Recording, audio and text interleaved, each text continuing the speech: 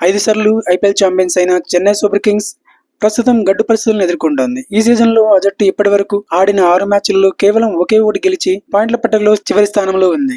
గత మ్యాచ్ కు ముందు సిఎస్కే కు మరో గట్టి ఎదురు దెబ్బ తగిలింది. మోచేతి ఫ్రాక్చర్ కారణంగా ఆ జట్టు కెప్టెన్ రుతురాజ్ గైక్వాడ్ సీజన్ మొత్తానికి దూరమయ్యాడు. గైక్వాడ్ స్థానంలో ఎంఎస్ ధోని కెప్టెన్ గా తిరిగి బాధ్యతలు చేపట్టాడు. ఈ సీజన్ మొత్తంలో ధోనినే సిఎస్కే కి కెప్టెన్ గా కొనసాగనున్నాడు. సిఎస్కే యాజమాన్యం తాజాగా రుతురాజ్ గైక్వాడ్ స్థానాన్ని భర్తీ చేసుకుంది.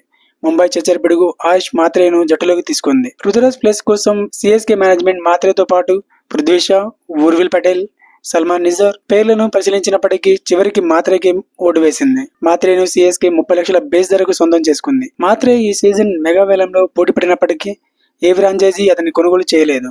మాత్రేపై సిఎస్కే మొదటి నుంచి సానుకూలంగా ఉన్నా ఎందుకు మెగా వేలంలో కొనుగోలు చేయలేదు.